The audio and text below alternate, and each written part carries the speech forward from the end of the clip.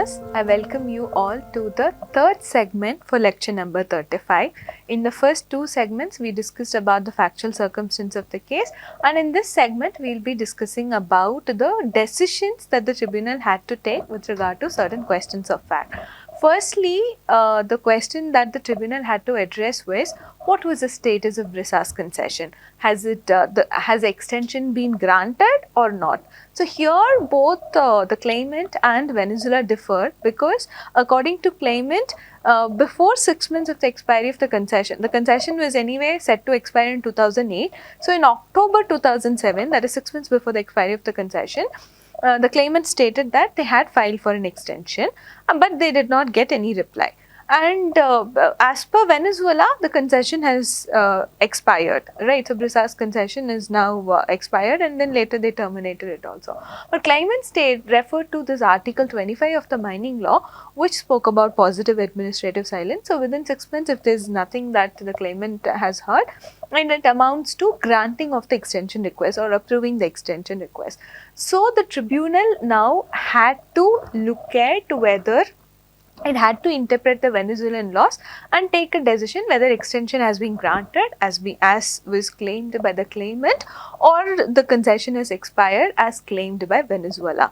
Now Article 25 of mining law states that a solvent concessioner, when applies for an extension and there is no reply and no action on it, then that is when it's said to be granted, the extension is said to be granted. Now Venezuela questioned that the claimant is not a solvent concessioner. Solvent concessioner in the sense that there was one provision in the mining law which authorized the Ministry of Mines sort of to look at compliance, assess certain requirements from the claimant, so that so they can take a call with regard to these things. The Ministry of Mines can take a call with regard to the compliance aspect, and that is what makes a concessioner a solvent concessioner. And at this juncture, claimant is able to produce certain documents from the officials itself, but Venezuela contended that these compliance reports that were produced by claimant were actually issued by lower level officials without proper authority, so therefore that cannot be considered, and therefore they were not solvent concessioner, which is a requirement for Article 25. So then the tribunal stated that if you are questioning the compliance certificates that were actually produced by the claimant, then prima facie the burden shifts on the part of Venezuela, because the claimant had already produced certain things to show that they are actually in compliance, right? So now if Venezuela questioning whether they are actually in compliance or not, then Venezuela has to prove that they are not in compliance. That is when the solvent concessioner aspect of Article 25 would be concerned, but Venezuela did not adduce any such proof.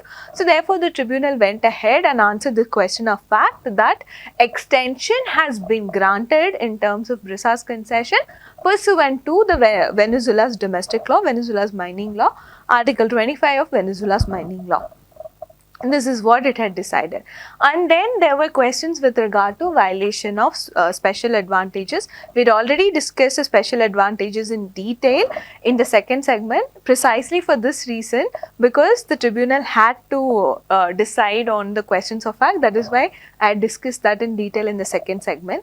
So since you know what the special advantages requirement are and what was a claimant's a position with regard to complying with the special advantage that we had already discussed in detail. So very briefly I will say here that the tribunal looked at the arguments of the claimant and Venezuela and decided that there were compliance with the special advantages, even when it said that there was a breach of special advantage 7, because the exploitation has to commence within 3 years, but then actually the exploitation had commenced after 19 years. So all of these, they were technical breaches, but then there were tacit acceptance by Venezuela also. that was there. So the tribunal stated that even though there is technical breach in terms of technicality and all of that, by the conduct of Venezuela, it stated that it has been accepted. For example, if you look at special advantage number 15, it stated that if any of the special advantages are violated, then that could result in the termination of the concession itself. But the tribunal stated that for Venezuela to invoke such a thing, a proper procedure had to be followed. A reasonable opportunity of being heard was not given. The claimant was not informed about all of these. So therefore, the tribunal held that the termination of concession was done without due process. That's how the tribunal concluded with regard to the question of the special advantages and whether the claimant had breached. But then in some cases, the tribunal had accepted the claimant's contention and stated that the claimant had complied with the special advantages. So let me not go much into the detail of special advantages. So this is something that the tribunal had held, that even when Venezuela terminated on the ground of special advantages being violated, that was not done with following due process. That was the tribunal's conclusion. Then with regard to unicornio concession also, there were two grounds that the tribunal had stated that the exploitation had not commenced. Then in turn, certain special advantages were breached. The special advantage of unicornio concession is also very similar to the Brisas concession, and here also certain interns had to be taken, and that was not taken by the claimant. Venezuelan nationals had to be taken as interns. So here also what the claimant stated was, in fact, they had taken more interns for Brisas concession, and holistically, if you look at Brisas concession and unicornio concession, then that would offset the lack of interns for unicornio concession. So that is something that it tried to argue that it has not violated that. But the tribunal noted the juxtaposition between the two grounds. It stated that on the one hand, you're arguing that exploitation has not commenced. Venezuela was arguing that the exploitation has not commenced. On the other hand, you're talking about requiring interns, which can only happen if the exploitation had commenced. So the tribunal noted that. And then there was one argument that was made by the claimant that they could not get the necessary approvals, because of which they could not commence exploitation. In fact, if we see the facts of the case, there was one case that was filed before the Supreme Court of Venezuela, where with regard to the forest management plan of Imataca Forest Reserve, so then an injunction was passed by the Supreme Court which stated that new mining titles should not be granted. So because of the decision of the Supreme Court, that sort of affected the issuance of permits with regard to unicornio concession. So the claimant stated that that is something, there was a delay with regard to permits and all of that, that affected our operations of commencing with exploitation stage. But then the tribunal noted on the facts of the case, in fact, the claimant made applications itself after a much delay, right? So the tribunal stated that they cannot even take help of the force majeure clause that was there in the mining law, where you can justify the delay in starting the exploitation stage by referring to the delay in getting permits. Tribunal stated that in fact the claimant themselves had applied for these permits after a very much delay, and therefore they can't even take the force majeure clause of the mining law as well.